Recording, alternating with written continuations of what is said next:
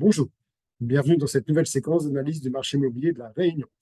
Nous allons nous intéresser à ce qui s'est passé au cours du dernier mois de l'année, le mois de décembre. Vous l'avez remarqué, on est en mode un peu dégradé parce que nous sommes en déplacement dans l'île, donc on n'a pas le matériel habituel du siège social. Voilà, donc c'est un petit peu moins confortable. Donc on démarre, eh bien, on se rend sur le site opsimo.fr, le site institutionnel de l'Observatoire de l'immobilier. Je vous rappelle qu'il est connecté, totalement synchronisé avec nos bases de données en temps réel. Donc, c'est le seul support destiné, disponible pour le grand public qui vous apporte une vue à l'instant T de vos marchés, avec la possibilité de cliquer sur toutes les villes de l'île et d'avoir toutes les informations les plus précises sur ce qui se passe aujourd'hui. Donc, l'indice mensuel des marchés, onglet consulter. Voyons voir ce qu'il s'est passé au mois de décembre. Nos quatre cadrans habituels, on commence par l'offre. L'offre s'affiche à un niveau 60. Donc, je vous rappelle que l'indice est basé sur un niveau de référence 100, fixé au mois de janvier 2018 ou sur le premier semestre 2018 pour lisser les chiffres en fonction de la composante qu'on étudie. Donc, l'offre de biens, on est sur un indice 60, donc on est quasiment deux fois moins bien que lors de la création de l'indice. Donc voilà la jolie courbe. On perd un point. On perd un point par rapport au mois de novembre. C'est dommage parce on était sur une belle lancée. Je vous rappelle que le plus bas historique, il était au niveau 46. 46, hein, c'était super bas. Le voilà. Enfin, 46, c'était en août 2022. Et depuis, eh bien depuis, on grappille, on grappille, on grappille. Et de temps à autre, il y a un incident. Ben, voilà. L'incident, c'est le mois de décembre, moins un point. Donc, au mois de janvier, on va remettre les bouchées doubles. Cela étant, ça n'interrompt pas le process. Le marché de la Réunion se reconstitue en termes d'offres d'une façon qui va piano vassano, hein, d'une façon assez lente mais régulière. Donc ça, c'est une composante très favorable en termes de pérennité du marché. En ce qui concerne les différentes régions, là je fais le tour du paysage très rapidement. Vous pouvez, de chez vous, faire un focus sur chacune des régions, ou deux régions, ou trois régions sur les quatre, mais également faire un focus sur les types de biens, entre les appartements, les maisons et les terrains. En termes de région, en fait, on est sur une homogénéité extrêmement importante, puisqu'à part l'Est, qui caracole à l'indice 77, toutes les autres régions se tiennent entre l'indice 57 et l'indice 59. Hein, donc, on est vraiment sur un marché très homogène en termes d'offres de biens. À l'opposé du spectre, la demande. La demande, c'est le nombre d'acquéreurs qui se manifestent comme candidats à l'acquisition sur l'île. C'est pas brillant. C'est pas brillant. On est à l'indice 63. 63, ouais, c'est la dernière barre de notre histogramme. Là, c'est pas compliqué. C'est le 6e mois de baisse consécutif. Vous voyez, on part à 132 au mois de juin. 132, on arrive quasiment moins que deux fois moins, 63. 6 mois plus tard, en décembre. Alors, il y a plusieurs choses à dire. Première chose à dire, c'est un plus bas historique absolu. Plus bas historique absolu depuis la création de l'indice sur le premier trimestre 2018. Le chiffre précédent, le plus mauvais, c'était novembre 2018 avec 65.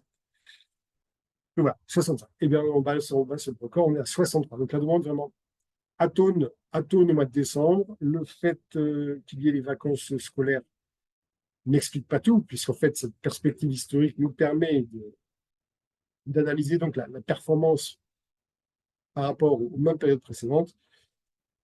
Décembre 2022, indice 77. Donc il y a un an, on est à 77, 14 points de plus. Décembre 2021, 87. 96. Et décembre 2020, 121. Donc ce sont des chiffres qui sont jamais très bons, mais là on atteint le summum. Toutes les régions, absolument toutes les régions sont touchées. Toutes les régions sont sous le chiffre 100. L'ouest et le sud très, très, très sensiblement sous le chiffre 100, même moins que 50 pour l'ouest. Il n'y a que l'est hein, qui s'en sort un petit peu mieux, qui dépasse 100, mais deux très, très peu. Voilà. Donc, l'offre, un arrêt dans la progression d'offre, mais on poursuit cette progression. La demande, je pense qu'on atteint un plancher parce que historiquement, on voit bien cette saisonnalité, hein, ça chute jusqu'en décembre à chaque fois. Et en janvier, on était remonté à 149 en 2022. En 2023, on était remonté à 136. On monte moins haut à chaque fois. Mais donc, le mois de janvier devrait être bien au-delà du chiffre de 63. Logiquement, normalement, au-delà de l'indice. Voilà. Donc aujourd'hui, il est clair, les acquéreurs ne sont pas là. Ils ne sont pas là. En termes de vente, volume des ventes, indice 117, on gagne 3 points. On gagne 3 points, 114 au mois de novembre, 117 au mois de décembre. La mauvaise analyse, enfin l'analyse négative, c'est que c'est un plus bas historique pour cette période de l'année, donc pour le mois de décembre, depuis la création de la liste. Par contre, il y a des informations positives. Les informations positives, en fait, c'est que c'est le deuxième mois, ouais, c'est le deuxième mois de hausse, modeste, mais de hausse quand même, après 5 mois de baisse consécutive. Ça baisse, ça baisse, ça baisse, et hop, ça reprend. Alors, ça reprend assez modestement, puisque de 109, on passe à 114, et de 114 à 117. Mais c'est mieux. Donc, 2 mois de hausse consécutive. Pour vous donner une idée, historiquement, décembre 2022, on est à 136. 136, hein, donc c'est quand même sensiblement plus important que 117. Décembre 2021, 154, c'est beaucoup plus important. 2020, 152, 2019, 153 et 2018, 125, 117. Donc, le chiffre n'est pas bon, mais en légère augmentation depuis 2 ans. Donc, tout n'est pas gris. Tout n'est pas gris. En termes de délai, eh bien, c'est positif. 70, on gagne 9 points par rapport au mois précédent, et c'est le deuxième mois de baisse consécutive, mais de façon assez sensible. Voilà, donc le marché est, contrairement à la région australe, on rentre dans une période hivernale comme en Europe. Le mois de décembre n'est jamais un bon mois. Le mois de janvier devrait montrer un renouveau. Le fait est qu'on entend parler de baisse des taux, de baisse relative des taux d'intérêt. C'est aujourd'hui un déterminisme hyper important, sinon le déterminisme qui fait le marché.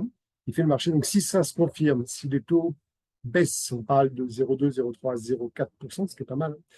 Du coup, cette demande-là qui est vraiment plombée pour le mois de décembre, ajouté au fait que le mois de janvier signe traditionnellement un rebond, bah, ça devrait peut-être permettre de démarrer l'année 2024 avec un plus grand dynamisme.